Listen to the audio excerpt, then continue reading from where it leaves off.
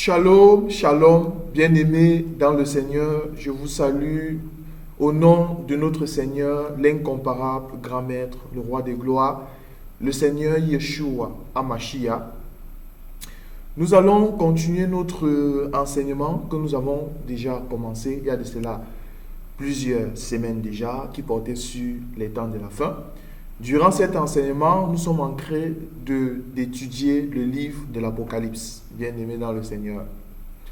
L'Apocalypse qui veut dire révélation de notre Seigneur Yeshua Hamashiach. Aujourd'hui, notre sous-thème, bien-aimé dans le Seigneur, nous allons aller dans l'Apocalypse chapitre 10, c'est là où nous allons intervenir aujourd'hui. Où notre sous-thème aujourd'hui, ça serait le petit livre, un petit livre qui était doux dans la bouche de Jean et amer dans les entrailles, pas ses entrailles. Il s'agit d'un livre qu'on a demandé à Jean d'avaler. Et quand Jean a avalé ce livre était doux dans la bouche de Jean, comme le miel, mais c'était amer aux entrailles, amer pour les entrailles de l'apôtre Jean. Bon, voilà un peu là où nous allons essayer d'intervenir aujourd'hui, bien-aimés dans le Seigneur.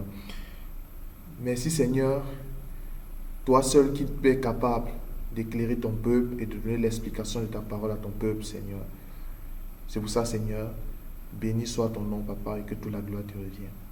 Et surtout, merci pour la grâce que tu nous donnes, la force que tu nous as donnée encore d'être ici pour la seule gloire de ton nom. Merci, tendre Père. Assistez-nous dans tout ce que nous avons dit, afin que lorsque nous voyageons dans la parole, dans ta parole, Seigneur, nous puissions toujours être accompagnés de ton Saint-Esprit, qui est le véritable enseignant, qui doit nous rappeler l'enseignement de notre Seigneur Jésus-Christ. Béni soit ton nom et que toute la gloire te revienne. Amen. Alors, bien-aimés dans le Seigneur, nous allons prendre une écriture qui va se trouver dans Apocalypse. Apocalypse chapitre 10 à partir du verset 1er. Apocalypse chapitre 10 à partir du verset 1er. Je vis un autre ange, puissant, qui descendait du ciel, enveloppé d'une nuée au-dessus de sa tête. Était l'arc-en-ciel. Et son visage était comme le soleil, et ses pieds comme des colonnes de feu. Il tenait dans sa main un petit livre ouvert. Bon, ici, nous avons un petit livre ouvert. Bon, ici, je m'attelle là-dessus sur les mots. C'est très important. Un petit livre, il tenait dans sa main un petit livre ouvert. Le livre n'était plus fermé, scellé. Un petit livre ouvert. Il posa son pied droit sur la mer et son pied gauche sur la terre. Vous voyez ça? Bon, nous avons ici l'ange qui a posé son pied droit sur la mer. Il a posé son pied gauche sur la terre. Bon, voilà les choses que nous allons essayer d'expliquer aujourd'hui. Nous allons expliquer le livre. Nous allons expliquer que représente l'ange qui pose, que veut dire l'ange, la mer, où l'ange a posé son pied droit, et la terre, où l'ange a posé son pied gauche. Voilà les choses que nous allons essayer d'expliquer. L'Écriture continue en disant, « Et il cria d'une voix forte comme rugit un lion. Quand il cria, les 7 tonnerres firent entendre les voix. Et quand les 7 tonnerres eurent fait entendre les voix, j'allais écrire. Et j'attendis du ciel une voix qui disait, « Scelle ce qu'ont dit les 7 tonnerres et ne les écris pas. » Aujourd'hui, nous n'allons pas parler des 7 tonnerres. On parlera des 7 tonnerres une fois, un temps que le Seigneur voudra. Et l'ange que je voyais debout sur la mer et sur la terre, voyez ça? Bon, j'avais un ange qui était debout sur la terre et sur la mer. Leva sa main droite vers le ciel et jura par celui qui vit au siècle des siècles, qui a créé le ciel et les choses qui y sont, la terre et les choses qui y sont, la mer et les choses qui y sont, qu'il n'y aurait plus de temps. Mais qu'au jour de la voix du septième ange, quand il sonnerait de la trompette, le mystère de Dieu s'accomplirait comme l'a annoncé ses serviteurs les prophètes. Et la voix que j'avais entendue du ciel me parla de nouveau et dit, va, prends le petit livre, le petit livre ouvert dans la main de l'ange, qui se tenait debout sur la mer et sur la terre. Vous voyez ça? Et j'allais vers l'ange en lui disant de me donner le petit livre. Et il me dit, prends-le et avale-le. Il sera amer à tes entrailles, mais dans ta bouche, il sera doux comme du miel. Je pris le petit livre de la main de l'ange et je l'avalai. Il fut dans ma bouche doux comme du miel, mais quand je l'eus avalé, mes entrailles furent remplies d'amertume. Puis on me dit, il faut que tu prophétises de nouveau sur beaucoup de peuples, des nations, des langues et des rois. Bon, c'est dans ce passage que il y a beaucoup de choses que nous allons expliquer aujourd'hui. Nous allons expliquer c'est quoi la mer, le côté droit de la mer où l'ange a mis les pieds, et le côté gauche sur la terre que l'ange a mis son second pied. Et nous allons expliquer c'est quoi le livre. Que représente ce livre-là, qui était ouvert dans la main de l'ange, et que Dieu a dit à Jean, prends le livre, mange, avale le livre. Quand Jean a avalé le livre était devenu doux comme le miel. Nous allons essayer d'expliquer maintenant que veut dire doux comme le miel. Et nous allons expliquer aussi les entrailles de Jean. Quand Jean a mangé le livre, pour Jean, le livre était doux comme le miel. Mais quant aux entrailles de Jean, ce livre a suscité aux entrailles de Jean l'amertume. Vous voyez ça? L'amertume. Bon, voilà où ce que nous allons intervenir aujourd'hui. Nous allons essayer d'expliquer ces choses. Nous allons voyager dans les Écritures pour comprendre cela. Alors, si nous prenons déjà le verset 5. Et l'ange que je voyais debout sur la mer et sur la terre leva sa main droite vers le ciel. Vous voyez ça? Bon, l'ange, il était debout sur la mer et il était debout sur la terre. Le verset 2 nous dit, il tenait dans sa main un petit livre ouvert. Il posa son pied droit sur la mer et son pied gauche sur la terre. Maintenant, nous allons essayer déjà de savoir c'est quoi la mer, c'est quoi la terre. Vous voyez ça? Si nous prenons une écriture, d'après l'écriture de Apocalypse 17:15, Apocalypse 17:15. Là, je suis dans la révélation. Apocalypse 17:15. Et il me dit, les eaux que tu as vues, sur laquelle la prostituée est assise, ce sont les peuples, les foules, les nations et les langues. Vous voyez ça? Bon, nous comprenons que l'ange qui tenait le livre dans sa main et qui avait posé ses pieds sur la mer, son pied droit sur la mer, il s'agit ici, la mer ici, c'est tout un peuple. Ce sont les nations, les langues, bien-aimés dans le Seigneur, les peuples. c'est ça la mer. Et nous allons également comprendre que la terre ici, c'est aussi tout un peuple. Vous voyez ça? Bon, tout à l'heure, nous allons expliqué que la mer ici, parce que le livre, nous allons voir tout à l'heure, c'est un livre c'était un livre qui était, en d'autres termes, écrit, c'était écrit en dedans et en dehors. Bon, nous allons expliquer que veut dire le livre qui est écrit en dedans et en dehors. Vous voyez ça? En dedans, il y a un peuple. En dehors, il y a un peuple. La mer, les nations, les foules, les peuples. En dedans, il y a un peuple. Israël.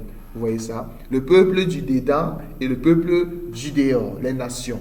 Bien-aimés dans le Seigneur. Bon, nous avons expliqué que la mer ici, dans la révélation, voire dans la prophétie, il s'agit là d'un peuple. Il s'agit des nations. La terre ici, bien-aimé dans le Seigneur, c'est aussi un peuple, bien-aimé dans le Seigneur. C'est aussi, ça peut aussi être Israël, bien-aimé dans le Seigneur. Alors, nous allons continuer l'écriture. Retournons dans Apocalypse. Apocalypse chapitre, on prend au verset 6. Et jura par celui qui vit au siècle des siècles, qui a créé le ciel et les choses qui sont, la terre, la mer, les choses qui sont, la mer et les choses qui sont, et qu'il n'y aurait plus de temps, mais qu'au jour de la voix du septième ange, quand il sonnerait de la trompette, le mystère de Dieu s'accomplirait comme l'a annoncé ses serviteurs les prophètes. Parce que lorsque nous parlons ici du mystère de Dieu, bien aimé, au son de la trompette, il faut comprendre qu'il y a aussi ce qu'on appelle le jour de l'Éternel, bien aimé. Il y a ce qu'on appelle le jour de l'Éternel. Le jour de l'Éternel, c'est ça, en d'autres termes, la colère qui va se déverser sur le monde sans mélange. Bien aimé. On aura l'occasion d'en parler de cela. Il ne faut pas confondre le jour du Seigneur et le jour de l'Éternel. C'est un enseignement que nous avons toujours donné. Nous avons dit que nous, Église, nous, ce que nous attendons le jour du Seigneur.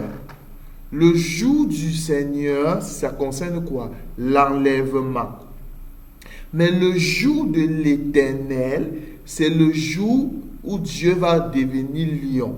C'est un jour où Dieu qui était lion, dans la loi, il va encore prendre son manteau de lion. C'est là maintenant que Dieu va déverser sa colère sur le monde sans mélange, bien sur la mer. Alors, le verset 8. Et la voix que j'avais entendue du ciel me parla de nouveau et dit, va, prends le petit livre, ouvert dans la main de l'ange qui se tient debout sur la mer et sur la terre. C'est-à-dire l'ange, il avait l'autorité sur la mer, sur la terre. Et j'allais vers l'ange en lui disant de me donner le petit livre. Et il me dit, prends-le, avale-le, il sera amer à tes entrailles, mais dans ta bouche, il sera doux comme le miel. Vous voyez ça? Nous allons essayer d'aller dans l'ombre maintenant. Parce qu'il faut savoir que il n'a rien de nouveau sur le soleil. Il n'a rien de nouveau. Dieu, il est le même hier, aujourd'hui, éternellement. Ce qu'il a fait, il avait fait, c'est ce qu'il fera. Bien-aimé dans le Seigneur. Il fera la même chose. Parce que ici, il s'agit d'une vision. Il s'agit d'une vision de l'apôtre Jean. Mais avant Jean, il y a d'autres prophètes qui avaient déjà vu cela. Dieu avait déjà révélé ces choses à d'autres prophètes avant même l'apôtre Jean. À la seule différence que cela a été scellé. Dieu avait demandé qu'il scelle toutes ces révélations. C'est quand arrivé maintenant au temps de la fin que Dieu avait maintenant permis que cela soit décelé. Bon, nous allons aller visiter un prophète qui, bien des siècles avant Jean, avait eu la grâce de voir cette révélation-là. Avant de revenir dans Apocalypse chapitre, nous allons prendre Ézéchiel. Nous allons prendre Ézéchiel.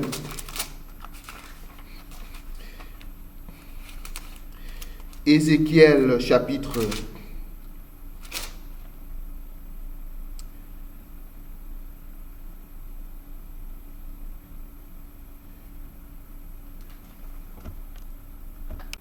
Alors, nous allons prendre Ézéchiel chapitre 2.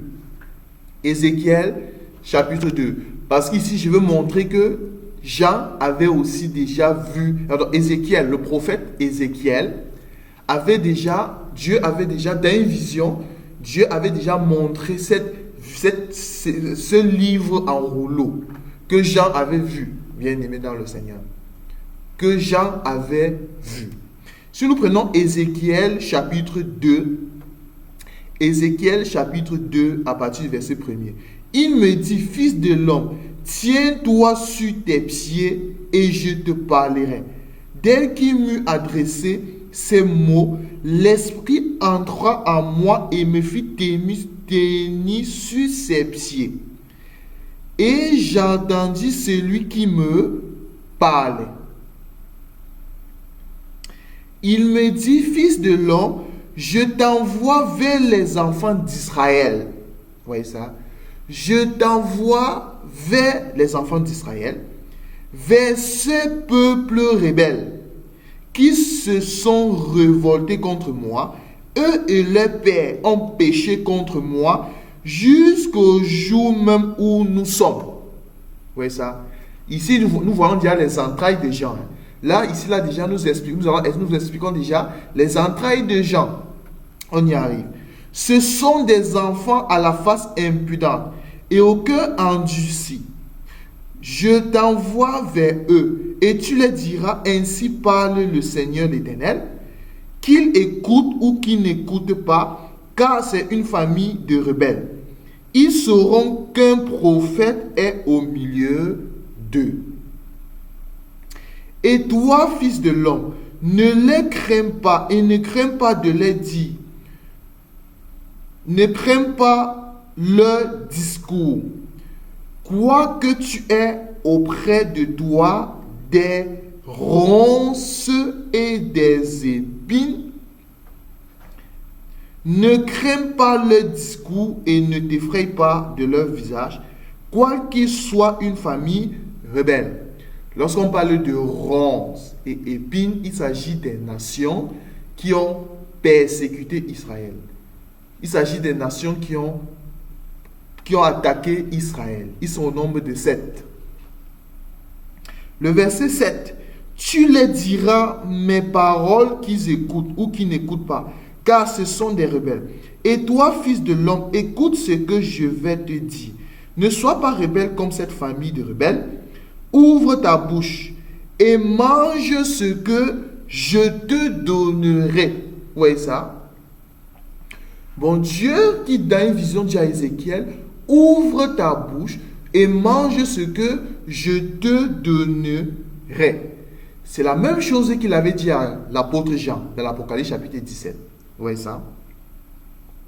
Je regardais, mais quelle est la nourriture que Ézéchiel devait manger? Que Dieu devait donner à Ézéchiel et que Ézéchiel devait manger. Vous voyez ça? Le verset 9.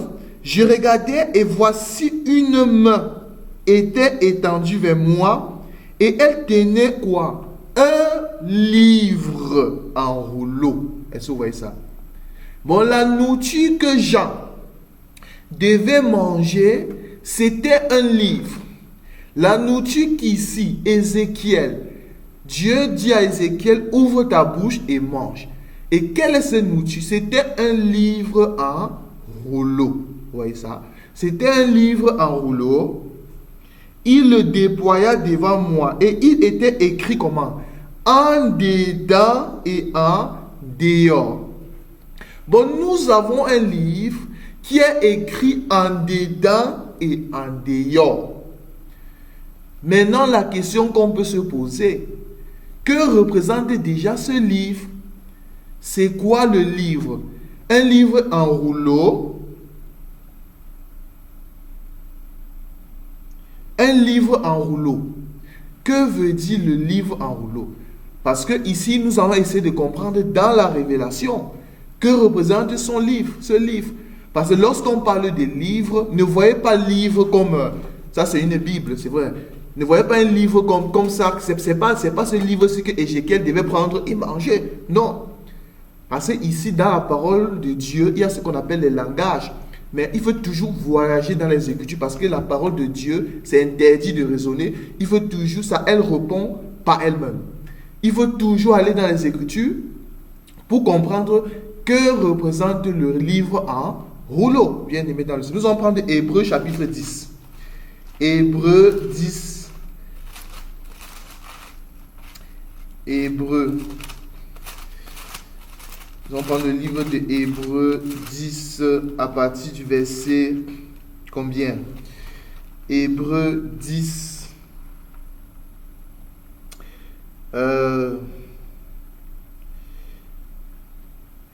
Hébreux 10, 5. Hébreux 10 à partir du verset 5.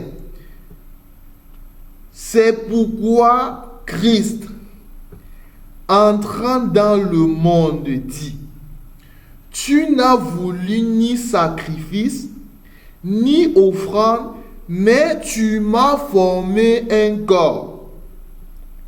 Tu n'as agréé ni holocauste, ni sacrifice pour le péché. Le verset 7 va nous donner la réponse de ce qu'elle était ce livre en rouleau là. Alors j'ai dit, voici je viens. Où? Dans le rouleau du livre, il est question de moi pour faire, ô Dieu, ta volonté. Est-ce que vous voyez ça? Bon, nous comprenons que le rouleau du livre, Jean ici, qui devait manger le rouleau, où Dieu a dit, prends le rouleau dans la main de l'ange et mange. Où il a dit également, avant cela, il avait dit à Ézéchiel, fils de l'homme, je te montrerai ce que tu dois manger. Ouvre ta bouche, prends le livre en rouleau et mange. Bon, nous comprenons que le livre que les prophètes devaient manger, le livre que Jean devait manger, portait un nom. Ça s'appelait Christ. C'était Christ, bien aimé dans le Seigneur. C'était Christ. À la seule différence, c'est que le livre était écrit en dehors. L'Écriture nous dit, le verset 10, il le déploya devant moi. Il était écrit en dehors, en dedans et en dehors. Vous voyez ça? Nous voyons que le livre que les prophètes devaient manger portait le nom de Christ. D'après l'écriture de Daniel 12, nous allons prendre une écriture. Daniel chapitre 12. Daniel 12. Daniel 12, 4. Daniel 12, 4. Toi, Daniel, tiens secret ces paroles et scelle le livre jusqu'au temps de la fin. Plusieurs alors le liront et la connaissance augmentera. Si nous prenons le verset 9, il répondit, va Daniel, ces paroles sont tenues secrètes et scellées jusqu'au temps de la fin. Vous voyez? Bon, le livre que Ézéchiel a mangé, que les prophètes, parce que Ézéchiel ici représente les prophètes, le prophète représente le temps des prophètes, que Ézéchiel a mangé. Et ce livre-là portait un nom Christ. Mais la seule différence, c'est que le livre était scellé, bien aimé. Le livre était scellé. En d'autres termes, Christ ne s'était pas encore révélé. C'était le mystère caché de tous les temps et de tous les âges. Il était encore la manne cachée, c'était scellé. Vous voyez ça? Dieu avait montré ça à Ézéchiel. Dieu avait montré beaucoup de choses à Ézéchiel. Dieu avait montré beaucoup de choses aux prophètes, à Daniel. Mais il avait scellé. C'est pour ça que l'Écriture nous dit dans 1 Pierre, chapitre 1er, à partir du verset 10, les prophètes qui ont autrefois existé, ils ont voulu sonder, ils ont mis les investigations.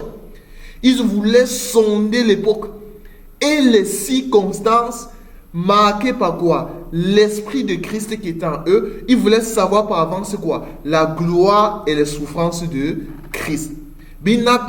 Christ n'avait pas été révélé au temps des prophètes comme dans notre génération. Mais au temps de Jean, maintenant, Dieu, maintenant, notre Seigneur Jésus, il se révèle. Il se révèle. Jean, maintenant, prend le livre. Maintenant, le livre, maintenant, était ouvert. Jean prend le livre, il mange le livre. Et quand il mange le livre, c'est là maintenant que Jean a la révélation, bien aimé dans le Seigneur. Jean a la révélation. Alors, si nous revenons dans Ézéchiel 2 à partir du verset 10. Il le déploya devant moi. Et il était écrit en dedans et en dehors. Bon, on a expliqué que le livre, c'est qui est écrit en dedans et en dehors. Il y a le peuple de dedans. Il s'agit de Christ, bien aimé dans le Seigneur. Le peuple du dedans, c'est Israël.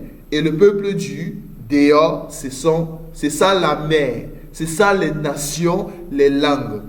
Et Christ s'est révélé à une partie des nations qui est l'Église, qui est son épouse bien-aimée. Mais pour Israël encore aujourd'hui, il ne s'est pas révélé.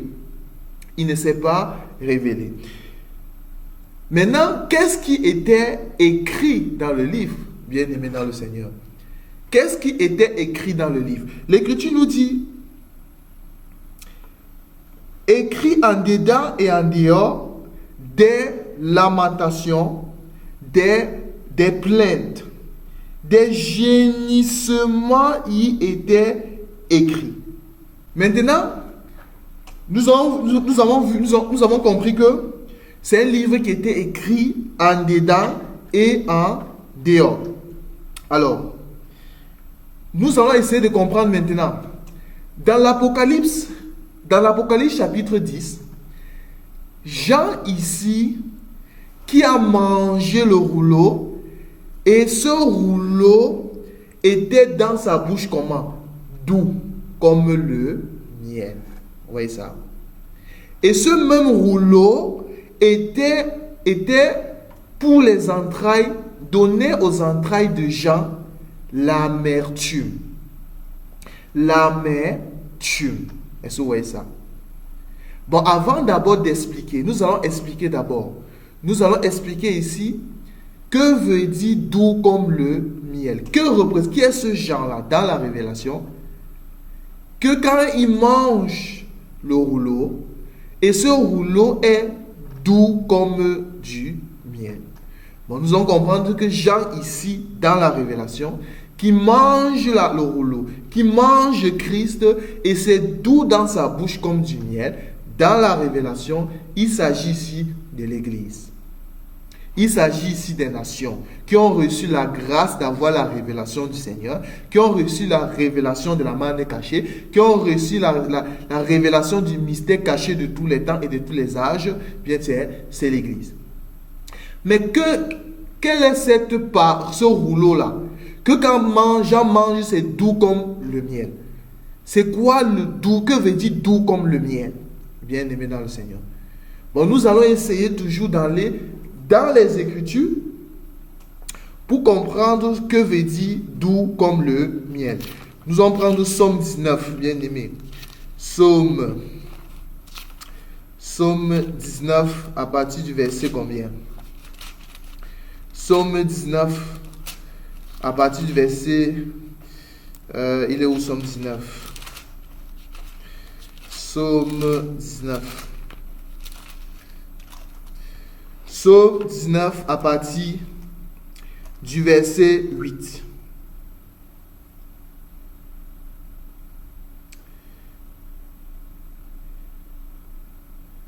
Alors, ici, je vais expliquer doux comme le miel.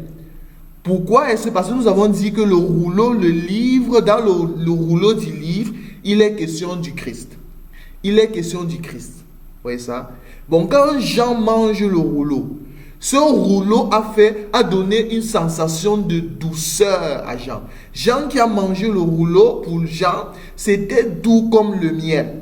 On a expliqué que Jean, ici dans la révélation, il s'agit ici là de tout un peuple bien aimé dans le Seigneur, qui ont reçu la grâce d'avoir la révélation de notre Seigneur Jésus-Christ. C'est ça, Jean, l'Église, bien aimé dans le Seigneur. Et par contre, il y a aussi un autre peuple, bien aimé dans le Seigneur, que ce rouleau, au lieu de leur donner la joie, ça les a donné l'amertume.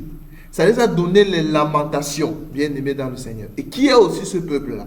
Bon, nous allons d'abord expliquer c'est quoi doux comme le miel. Nous allons expliquer ces sensations-là.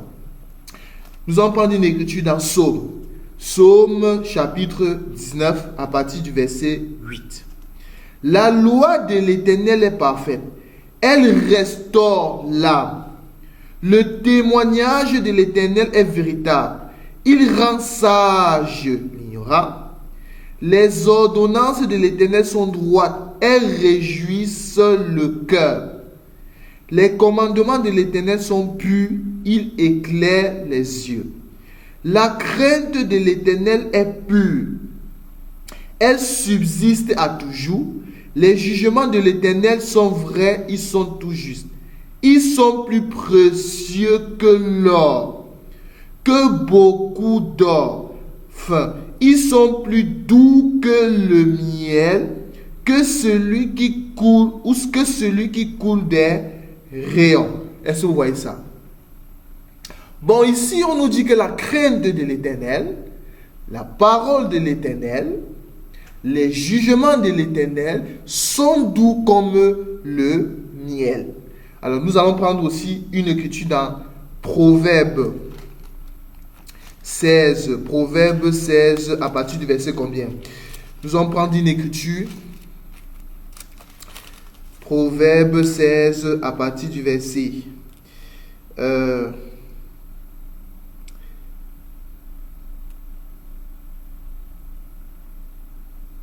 Proverbe 16, à partir du verset 24. Proverbe 16, à partir du verset 24. Les paroles agréables sont un rayon de miel, douce pour l'âme et salutaire pour le corps. J'aime ça. Les paroles dans Proverbe, le psalmiste nous dit la chose suivante. Proverbe 16 à partir du verset 24.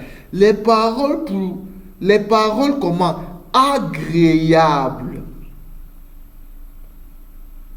Sont un rayon de miel, douce pour l'âme et salutaire pour le corps. Bien aimé.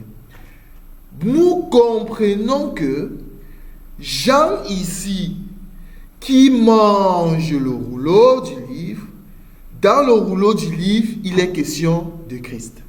Les Écritures rendent des témoignages de Christ. Bon, le rouleau ici, c'est ça la parole.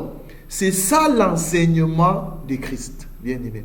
Quand Jean ici qui mange le rouleau, c'est Jean qui mange l'enseignement. C'est Jean qui accepte l'enseignement. C'est tout un peuple qui a accepté l'enseignement du Seigneur et c'est devenu comme du miel, doux comme du miel. Bon, le doux comme du miel, ici, Proverbe chapitre 17, 24, verset 24 nous dit que les paroles agréables, c'est comparé à du miel. Bon, doux comme du miel, c'est ça les paroles agréables. Bon, pour nous, Église, les paroles qui ont été salutaires pour nous, qui ont été doux pour nous, c'est ça, la parole de Christ, bien-aimé dans le Seigneur. C'est la parole de Christ. Bon, les paroles de Christ, c'est ça Christ qui est là. Son nom est la parole de Dieu, Apocalypse chapitre 19. Son nom est la parole de Dieu. C'est ça qui est doux comme du miel pour nous. La parole est venue chez les siens. Jean chapitre 1er, à partir du verset 1er. Au commencement était la parole. La parole était avec la parole. Au commencement était la parole. La parole était avec Dieu. La parole était Dieu. Cette parole est venue dans le monde, bien-aimé. Cette parole était la lumière qui, en venant dans le monde, bien-aimé dans le Seigneur, a éclairé le monde. Maintenant, toutes choses ont été créées par elle. Et rien de ce qui existe n'a été créé sans elle. Elle est venue chez les siens. Vous voyez ça? Les siens ici, c'est quoi? C'est ça les entrailles que nous allons parler. C'est ça Israël. Elle est venue chez les siens, mais les siens ne l'ont pas reçue. Mais à tous ceux qui l'ont reçu. Ah, mais qui sont ceux qui ont reçu la parole? Qui ont accepté manger le rouleau? Tu lis.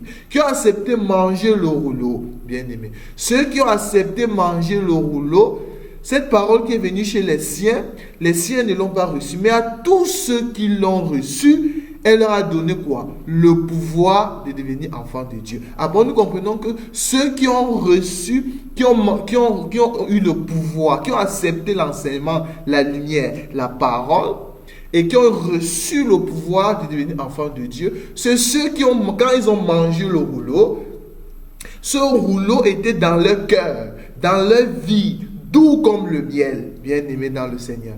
Doux comme le miel. Est-ce que vous voyez ça? Doux comme le miel. Alors, nous allons prendre une écriture dans Cantique des Cantiques 4 aussi.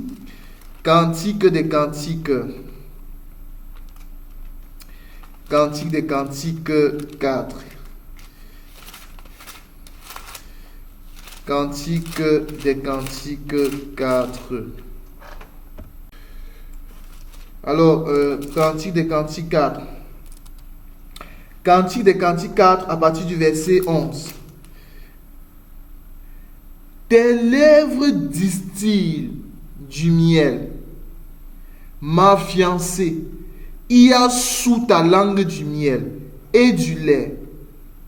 Et l'odeur de tes vêtements est comme l'odeur du Liban. Je vais relire cette écriture. Cantique des Cantiques 4 à partir du verset 11. Tes lèvres distillent du miel, ma fiancée. Ah, vous voyez ça? Bon, la fiancée ici, c'est Jean. C'est pour que les lèvres de Jean puissent distiller du miel. C'est parce que Jean a avalé le rouleau. Il a avalé le rouleau. Jean ici, la fiancée ici, c'est ça l'épouse de Christ. C'est ça l'église, bien-aimée. Il y a sous ta langue du miel et du lait. Ah, j'aime ça. Vous voyez ça? Et du lait. Ça. Rappelez l'écriture, le Seigneur Dieu a dit à Israël, à Cana, le pays où coule le lait et le miel. On fera un enseignement là-dessus aussi. Le lait et le miel. Il y a du lait, du miel et du lait. Et l'odeur de tes vêtements est comme l'odeur du Liban. Est-ce que vous voyez ça? Bon, nous comprenons ici que le lait, le miel, Jean qui avale le rouleau et c'est doux dans sa bouche comme du miel, ils agissent là. Jean représente tout un peuple, c'est-à-dire l'Église, bien-aimée dans le Seigneur, que quand ils ont reçu l'enseignement, quand ils ont accepté l'enseignement du Seigneur par la grâce, cet enseignement a trouvé racine dans nos cœurs, afin de porter du fruit, bien-aimé. C'est ça doux comme le miel. Mais l'écriture continue toujours dans l'Apocalypse chapitre 10 que maintenant, Jean quand il a avalé le rouleau, ce rouleau était source d'amertume pour ses entrailles. Pour ses entrailles. Nous allons prendre Ézéchiel chapitre 3. Ézéchiel chapitre 3. Je vais expliquer ici les entrailles. Il me dit, fils de l'homme, mange ce que tu trouves, mange ce rouleau. Et va parler à la maison d'Israël. Vous voyez ça? Bon, Ézéchiel ici, quand il a mangé la parole, il a mangé la parole, le livre. Vous voyez ça? C'est après avoir mangé maintenant le livre qu'il est allé maintenant parler à la maison d'Israël. La question maintenant, est-ce que Israël doit accepter maintenant, doit accepter l'enseignement d'Ézéchiel? Est-ce que Israël doit accepter, il doit accepter les fruits du livre, du rouleau? Parce que ce qui sortait de la bouche d'Ézéchiel, c'était ça, la source du livre. C'était ça. Mais est-ce que la maison d'Israël doit accepter cela? Il me dit, fils de l'homme, nourris ton ventre et remplis tes entrailles de ce rouleau que je te donne. Vous voyez ça? Bon, quand Ézéchiel a mangé, quand Jean a mangé le livre, c'est devenu une source d'amertume pour la maison, pour ses entrailles, bien aimés. Bon, ici, dans la révélation, nous comprenons ici là que les entrailles ici des gens bien aimés dans le Seigneur, il s'agit ici là de la maison d'Israël qui ont refusé que le livre est devenu, que quand Jean a mangé ce livre, c'était une source d'amertume. C'était ça l'enseignement de notre Seigneur Jésus. L'enseignement de notre Seigneur, c'était l'amertume pour Israël. Pendant que nous, Église, ça nous a donné la vie, mais pour Israël, c'était l'amertume. C'était l'amertume pour la maison d'Israël. Mais nous, Église, ça nous a donné la vie. Bien-aimés dans le Seigneur. Ça nous a donné la vie. C'est pour ça que nous allons prendre une écriture. Ça se trouve dans 1 Pierre. 1 Pierre, avant de finir. 1 Pierre chapitre 2. 1 Pierre chapitre 2. À partir du quel verset? Alors, à partir du verset 6, car il est dit dans les Écritures, voici je mets en Sion une pierre angulaire, choisie précieuse, et celui qui croit en elle ne sera point confus. Vous voyez ça? Mais qui a cru à la pierre? Qui a cru au livre? Qui a cru à la pierre? C'est ceux qui ont mangé le livre et qui ont laissé que le livre puisse transformer les cœurs, qui ont laissé que le rouleau du livre, l'enseignement du Seigneur, puisse transformer le cœur. Et ça fait à ce que ce peuple-là ne puisse pas tomber dans la confusion. Vous voyez? Le verset 7. L'honneur est donc pour vous qui croyez. Mais pour les incrédules, la pierre qu'ont rejeté ceux qui baptisaient est devenue la principale de l'âne, une pierre d'achoppement, un rocher de scandale. Vous voyez ça? Bon, ceux qui baptisaient ici, c'est ça les entrailles de Jean. Quand Jean a mangé le livre, c'est devenu source d'amertume pour ceux qui baptisaient. C'est devenu une source d'amertume pour la maison d'Israël.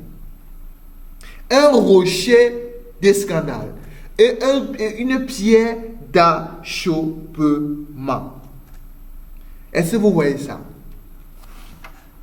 Bon, bien aimé dans le Seigneur, en résumé de ce que nous avons vu aujourd'hui, nous avons étudié l'Apocalypse chapitre 10.